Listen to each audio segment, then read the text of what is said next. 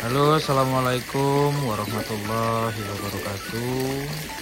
Selamat datang kembali lur di channel Aslan Farm Banyuwangi, khususnya channel yang akan selalu memberikan sharing perihal budidaya ikan lele untuk segmen pembesaran lur. Jadi bagi teman-teman atau dulur-dulur di luar sana yang baru pertama kali melihat, jadi channel atau farm saya, budidaya saya itu menggunakan sistem air jernih lur. Kondisi kolamnya seperti ini, jadi kita setiap pagi itu akan rutin istilahnya membuang air kolam yang sudah kita pakai semalaman penuh dengan menggunakan air jernih atau air baru seperti ini lur. Itu baik dikuras secara 90% ataupun kuras total. Oke, langsung saja pada intinya. Jadi pada video kali ini saya itu ingin sharing perihal jenis pakan yang saya pakai dalam berbudidaya loh. Karena pakan itu sendiri merupakan biaya operasional terbanyak dari sistem budidaya. Maksud saya di budidaya perikanan khususnya untuk segmen pembesaran ini. Maka dari itu pakan merupakan kunci utama keberhasilan seorang petani ikan lele dalam melakukan budidaya untuk segmen pembesaran loh. Gitu. Jadi saran saya, teman-teman pastikan mempunyai beberapa opsi untuk yang namanya pakan yang akan kita berikan kepada ikan-ikan kita. Karena harga pelet yang sekarang beredar di pasaran, khususnya untuk pakan pabrikan, itu sangat mahal loh. Jika di Banyuwangi, harga pelet untuk yang merek 781 High Profit ukuran 2 mili itu sudah mencapai 385.000 loh. Lalu untuk min 3-nya atau 3 mili itu sudah mencapai 378. Artinya jika kita bandingkan atau kita hitung secara kilo, maka per kilonya ketemu di harga kurang lebih 13.000, ya 13.000 sampai 14.000 lah paling mahal. Jadi seperti itu. Untuk pakan merek yang lainnya seperti Deveus, Safir di sini 2 milinya di harga 375 dan untuk min 3-nya atau 3 milinya di harga 373. Artinya semua pakan pabrikan itu rata-rata paling murah ketemunya di angka 12.500 per kilo loh. Yang artinya otomatis HPP, harga pokok produksi untuk usaha kita itu cukup tinggi ya lur ya, yang menyebabkan keuntungannya tipis lur gitu. Nah, salah satu cara agar budidaya kita itu memiliki margin yang cukup lebar atau margin yang cukup lumayan daripada kita menggunakan pabrikan yang selalu marginnya itu tipis, kita harus mengupayakan untuk mencari pakan alternatifnya loh. Nah, kebetulan saya mempunyai ada cara, yaitu saya menggunakan pakan yang diproduksi oleh UMKM loh. Jadi ini adalah produksi mandiri, bukan produksi pakan pabrik. Yang ternyata ketika saya coba menggunakan pakan tersebut, hasilnya lumayan lur gitu. Jadi langsung saja pada kali ini akan saya spill pakan alternatif yang saya kombinasi dengan pakan pabrikan lur. Langsung saja akan saya tunjukkan penampakannya. Oke lur, jadi di sini ini adalah stok gudang untuk pakan alternatif saya. Jadi saya udah langsung menyetok untuk stok pakan alternatif saya. Dan pakan ini sudah saya gunakan dan saya tes sudah lebih dari 1 ton, dan alhamdulillah hasilnya cukup membantu ya lor ya, cukup membantu untuk memangkas biaya operasional yang ada di farm saya lor. Jadi bentukannya seperti ini lor. Itu memang kalau secara bentuk dia itu lebih rucah ya lor ya. Artinya rucah itu bisa dikatakan tidak berbentuk lor, karena memang kalau UMKM yang penting itu kan mereka menciptakan pakan yang bisa dicerna oleh ikan-ikan itu sendiri dan juga menghasilkan daging lor, atau memberikan pertambahan bobot gitu lor. Jadi pakan ini itu diproduksi di salah satu daerah yang ada di Banyuwangi dan sudah diujikan lab, dan saya pun juga sudah istilahnya menguji coba secara pribadi ya lor ya, secara real, dan hasilnya memang cukup membantu lor gitu. Untuk harganya sendiri, pakan ini itu berada di kisaran 240.000. Kalau misalkan pembelian ecer bisa sampai 260.000-an gitu loh. Nah, untuk efektivitasnya sendiri, bagaimana sih dampak signifikan terhadap pertumbuhan bobotnya? Saya pernah mencoba dengan menggunakan ikan kurang lebih sekitar 4 kintal, dan saya beri 10 sak.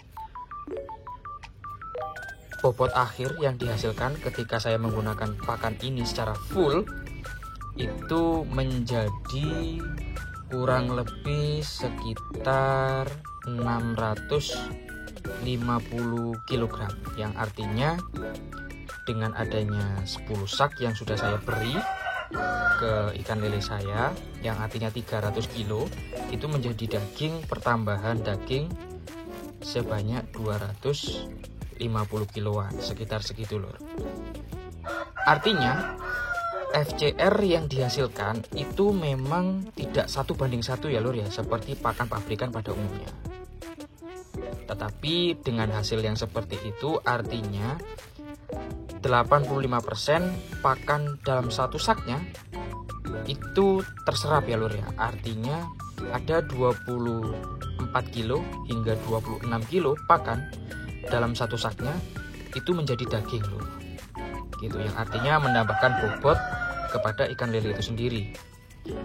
Nah, untuk harganya sendiri ini sangat jauh ya lor ya, lebih murah daripada pakan pabrikan pada umumnya, karena memang untuk pakan ini meskipun FCR-nya di atas 1,2, kalau ketemu persaknya itu 240, artinya 8.000 lor per kilo. Ketika 1,2 berarti value-nya atau nilainya ketika untuk menghasilkan 1 kilo daging itu hanya di kisaran 10.000, yang artinya masih 3.000 hingga 4.000 lebih murah daripada pakan pabrikan gitu loh. Jadi salah satu kunci keberhasilan budidaya ikan lele saya juga menggunakan pakan alternatif ya lor ya, tetapi menggunakan pakan alternatif yang benar-benar memberikan dampak ya lor ya.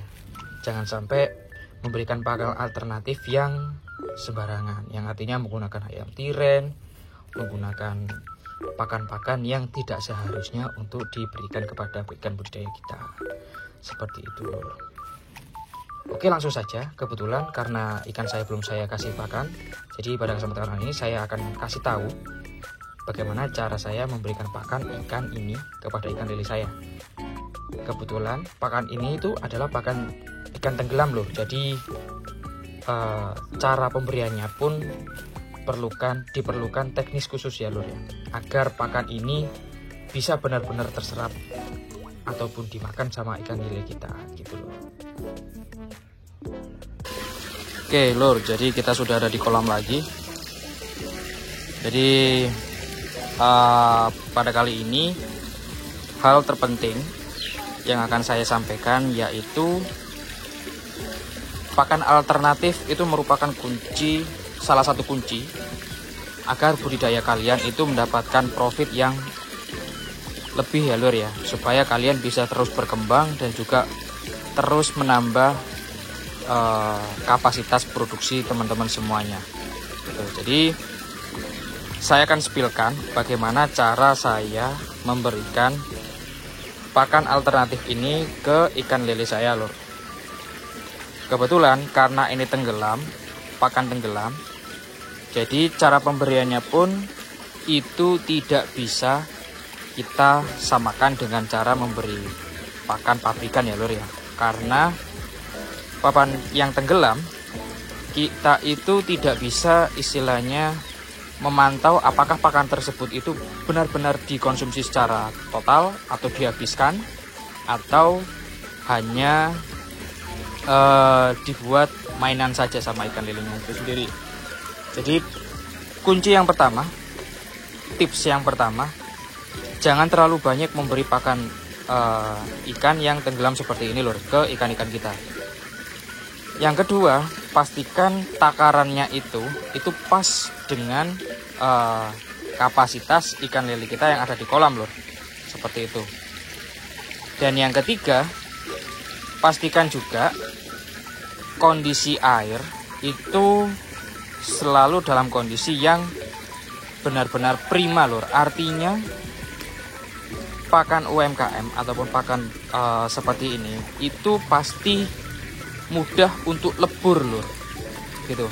Ketika kalian tes, kalian masukkan ke dalam air yang berada di timba, pakan ini akan jauh cepat leburnya, gitu. Karena memang untuk cara pembuatannya pun pakan yang seperti ini itu pasti menggunakan alat yang tidak secanggih pakan pabrikan.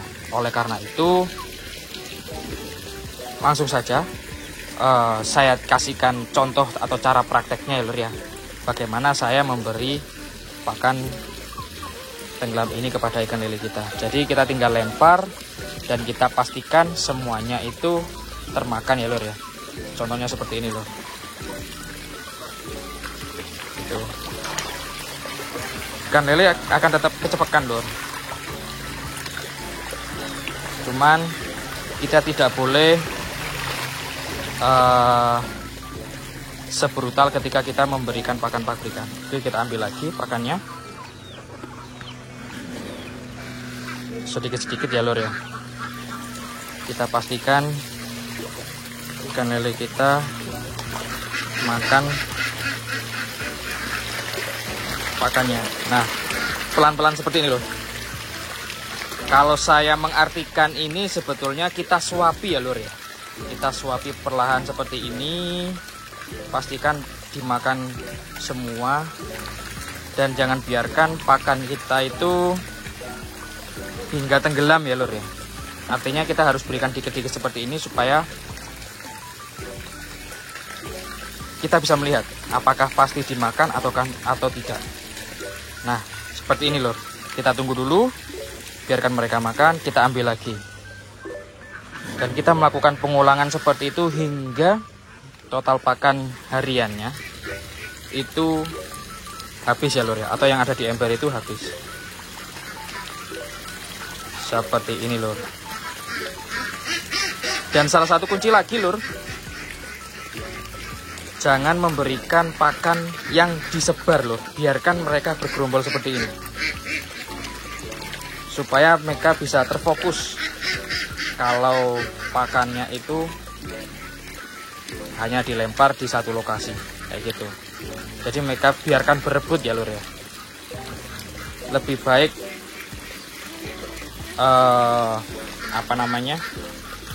mereka berebut daripada pakan kita itu akan menjadi pakan yang sia-sia, tidak termakan ya lur ya di dasar kolam. Oke, sudah habis, kita ambil lagi lur sampai pakannya benar-benar yang di sini habis.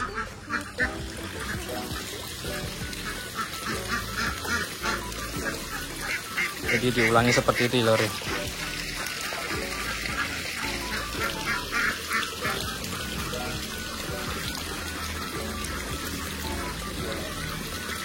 Seperti itu lor. Dan ini sudah pasti dimakan lor sama lelenya.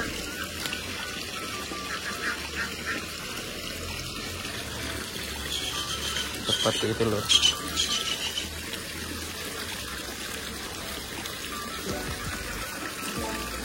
Saran saya bagi teman-teman yang mempunyai channel di daerah kalian masing-masing, beranikan diri untuk mencoba lor. Karena memang ya kita tidak pernah tahu ya lor ya, apakah itu akan menjadi rezeki kita atau itu hanya menjadi pembelajaran ya lor ya. Yakinlah tidak pernah rugi lor kalau misalkan kalian mencoba seperti ini. Ya kalau misalkan memang kalian menemukan pakan yang berkualitas yang bisa menghasilkan FCR tidak kalah jauh dengan pabrikan dengan harga semiring mungkin, ya itu akan menjadi tambahan cuan kalian sendiri loh. Seperti itu. Gitu. Oke, mungkin hanya itu ya lor ya, tips yang bisa saya bagi pada kesempatan kali ini. Semoga informasi tersebut bisa bermanfaat buat teman-teman semua, dan semoga hasil budidaya teman-teman semua di luar sana bisa lebih berkembang daripada sebelumnya menggunakan pakan alternatif di daerah kalian masing-masing loh. Terima kasih buat teman-teman yang sudah menonton. Wassalamualaikum warahmatullahi wabarakatuh.